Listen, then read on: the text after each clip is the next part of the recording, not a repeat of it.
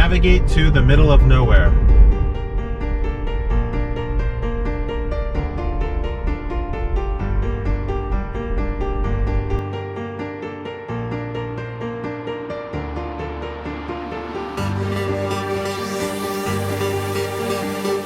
I am literally in as close to the middle of nowhere as I could find after driving for an hour and 30 minutes. And check out what I found.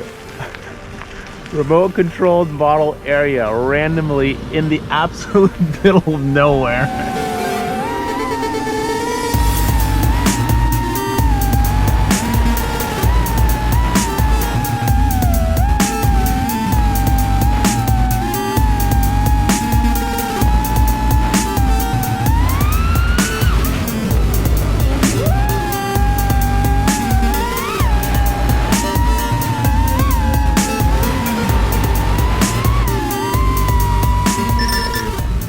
You got a spare goggles? Yeah. Oh man. Okay, this is. Oh, I'm not with my past vertigo. I don't care what the weather.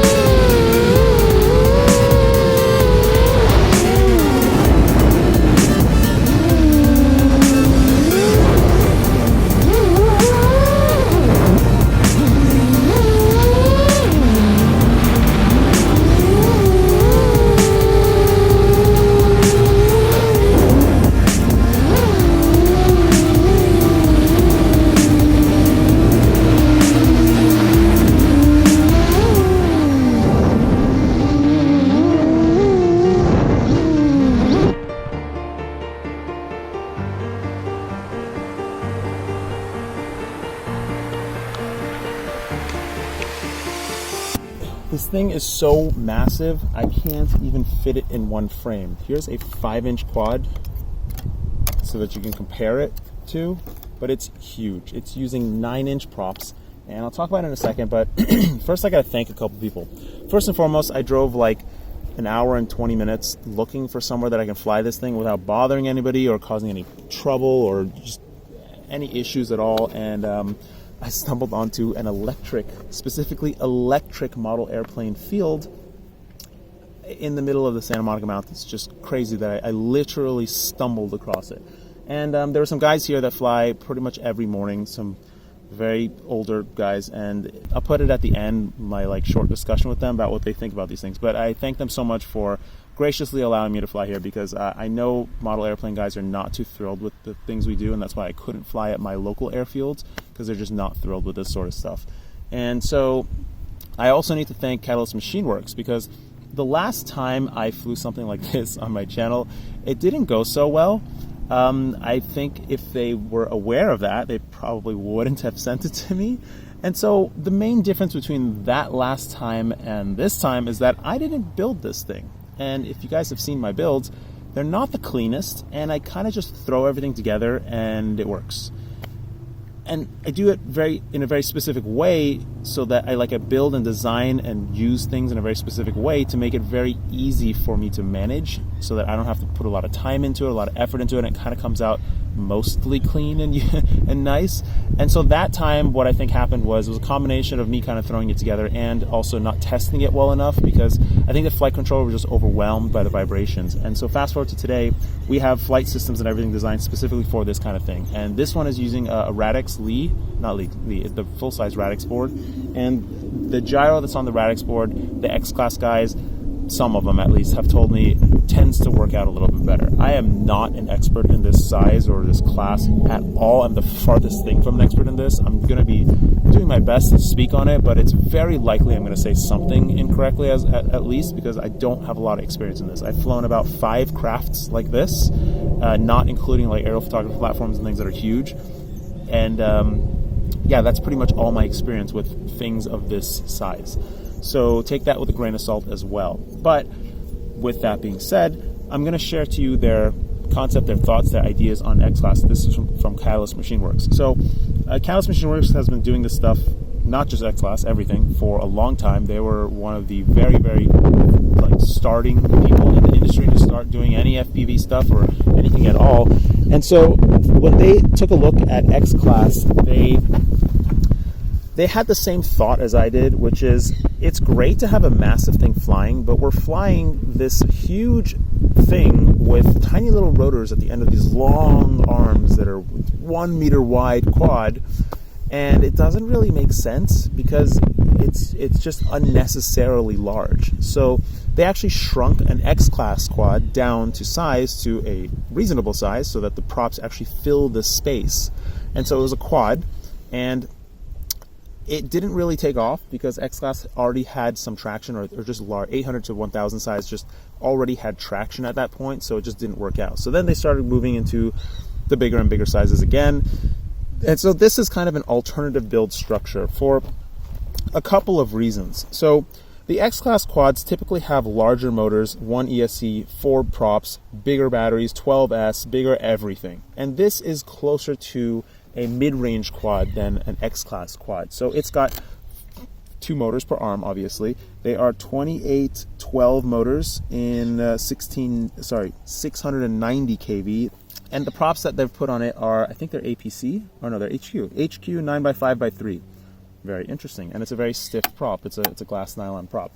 And so they have 2 APD ESCs per arm. So just looking at this segment here, these 2 motors together weigh apparently considerably less than one massive X-Class motor, and they are also cheaper as well, significantly cheaper than one massive X-Class motor as well. So already there, it's much more economical to run something like this. You do have to buy 2 ESCs, which I think he told me that they are comparable in price together to one giant X-Class ESC, and you're running much smaller batteries. You're running 4S 5000 milliamp batteries in series to give you 8S, which is drastically cheaper, and that's something that you kind of need to buy a lot of. So you could easily rack up thousands of dollars in batteries for something this size if you're running 12S, and also charging it is a pain. And so this is just overall much more manageable and maintainable than a full-blown X-Class craft.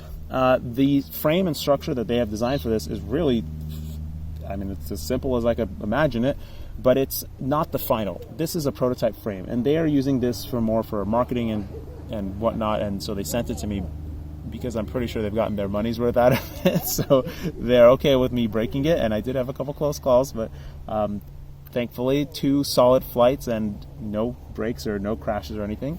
So let's talk about the actual flight performance of this thing and how it is. So believe it or not, this thing doesn't actually weigh a whole lot. It's about 2.7 to 2.8 kilograms all up weight when it's flying, which for something this size, I think it might be an 800 or somewhere between 800 and 1000. It's not a lot of weight, especially for having 8 motors and all this stuff on board. It's not really that much weight. The X-Class quads tend to weigh a lot more. So something that they were telling me was that this tends to have a better, on paper, power to weight ratio than an X-Class quad. So it's impressive that they say it can sort of somewhat match the X-Class crafts. Now, again, I don't have a lot of experience in this area, so I can't compare the flight performance of this versus the traditional real X-Class crafts. But just comparing it to like 7-inch quads and 5-inch quads and everything else, I would say the one biggest advantage to X-Class and things of this size is the sheer noise of it. Just the whomp and punch and power and draft and just the grip and pushing through turns.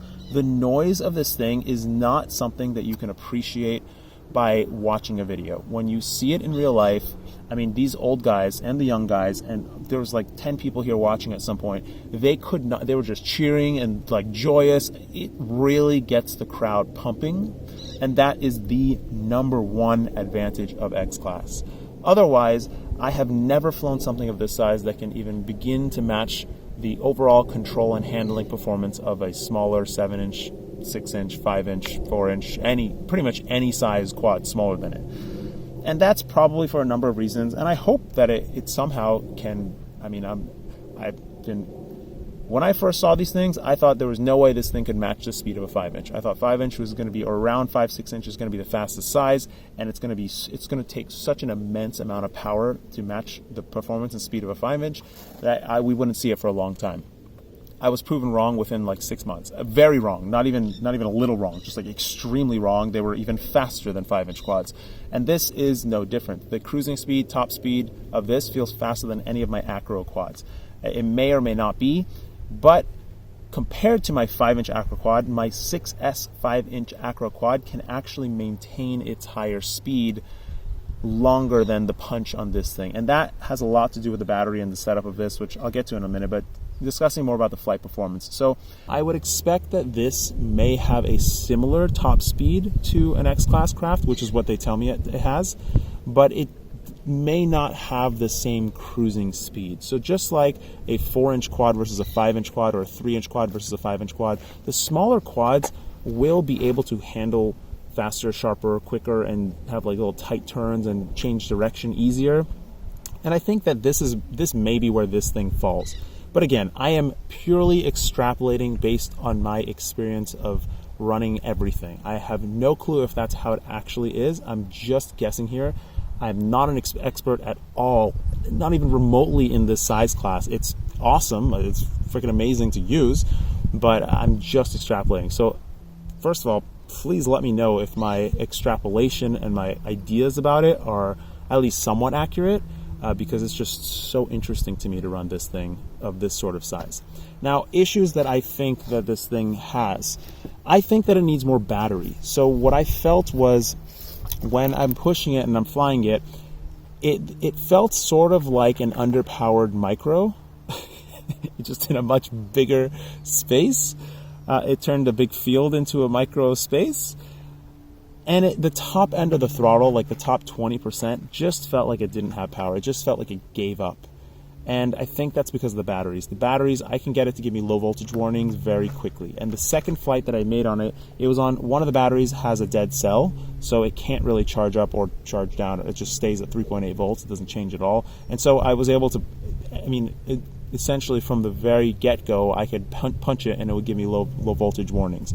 And that would even happen on fresh batteries that are good. So I think that a 5,000 milliamp 4S or 8S battery is not quite enough for this kind of size and all these motors and all the power that this thing requires. I would expect it to need at least 8,000 milliamps just to be able to give you that throttle performance that you might want. That being said, this runs on 8S, and X-Class things usually run on 12S, and I would say that 12S would probably suit this thing better as well, because the voltage sag that you see on 8S, even with a larger capacity battery, will probably be worse. And so if the smaller stuff has taught me anything, it's that you really need the higher voltages when you start pushing the performance limits or carrying a lot more weight. So when we move to 6S on 5-inch quads, really 5S is fine. You really don't need more than 5S on 5-inch quads unless you're hauling around a whole lot of weight. 4S is totally fine too, but what we're battling is the voltage sag. On 6S, there is essentially almost zero voltage sag until the quad just falls out of the sky, and that's really the ideal situation. Your battery lasts perfectly fine until the end, and then it just drops out of the sky. That being said, lower voltage and bigger capacity tends to give you more flight time. So it's a balancing act. And this overall is a great point in like a graph of performance and build and setup and structure to help with future builds and setups and structures, because you can only get this kind of experience by testing it. You can look at numbers, you can look at the math, you can look at all the paperwork, but when you build it and you test it for real, it's different. It's just different. And I'm sure that Catalyst Machine Works has had so much experience doing this, because they actually build these things ready to fly for people that are qualified. And I need to emphasize qualified. And I would say that I am just at the brink of qualified, because I was genuinely afraid of this thing when I took it out of the box, because it's so big and so intimidating. And if you do something wrong, you really could hurt yourself. And the batteries, the way they work and the way they wire up is not straightforward and simple. I mean, it's not complicated, but you have to be aware when you're doing everything. So like they told me, this is not intended for the novice user. This is not intended for somebody that is new. This is intended for somebody that has a good amount of experience building these things and is aware of how to function with them, how to maintain them and everything.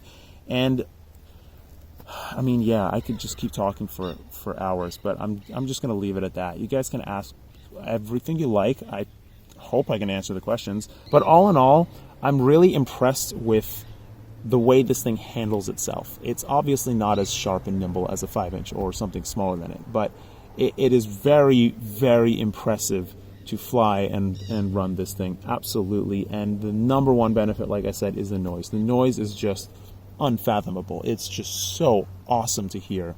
And yeah, so people are racing these. It would be great to do more with it. Oh, something else I could talk about is that there's a lot of people that are trying to run kind of full-size camera systems or like SLRs on FPV systems like this, and some people have been able to pull it off. It's such a hard challenge that I think it might be easier to work on a camera that's smaller and specifically made for like a smaller quad to get the footage quality that is desired, rather than trying to build a quad with today's tech that we have to carry like an SLR with a giant lens and deal with it so that you don't get jello. You don't have to deal with the motion of the quad, and you can actually use it in post-processing, and you can post-process it and actually use it for real footage. It's just unlimited things that we can talk about and discuss about this thing. But yeah, I hope this was informational, was fun to watch. I'm gonna send this off to Tommy, I think, or I was gonna do this video with Tommy, but he was unavailable. He was out on a job shooting, and so I did it on my own, and I think I might give it to him for him to do a video as well if Catalyst Machine Works would like me to. Thankfully, it has survived my punishment, and yeah, take care. Floss your teeth. Thanks very much. Bye-bye. Drone burst, I'll put it that way. But what do you think about them? Pardon? What do you think about things like this? I'm not a fan of them. In the drones are what's starting the limits with FAA and going to put all the restrictions. And then the drone people, and then on top of it, FedEx and Amazon wants all this extra stuff on. So pretty soon we'll be able to fly crap like that without some goddamn transponder on it. And in this particular field is only one of 2 parks of the whole USA where you're allowed to fly. I think there's FAA approved parks in there. No, but there's no other national park where you're allowed to fly except this one and one back east. Yeah, that makes sense. We were grandfathered in, and we're kind of anal about it, because if somebody screws up, we'll lose because it is just at the whim of the local superintendent, and since it was grandfathered in, he could shut it down anytime. Well, could I graciously fly this thing for a couple minutes? Yeah. All right. Morning. I'm just going to run a 3-cell this morning.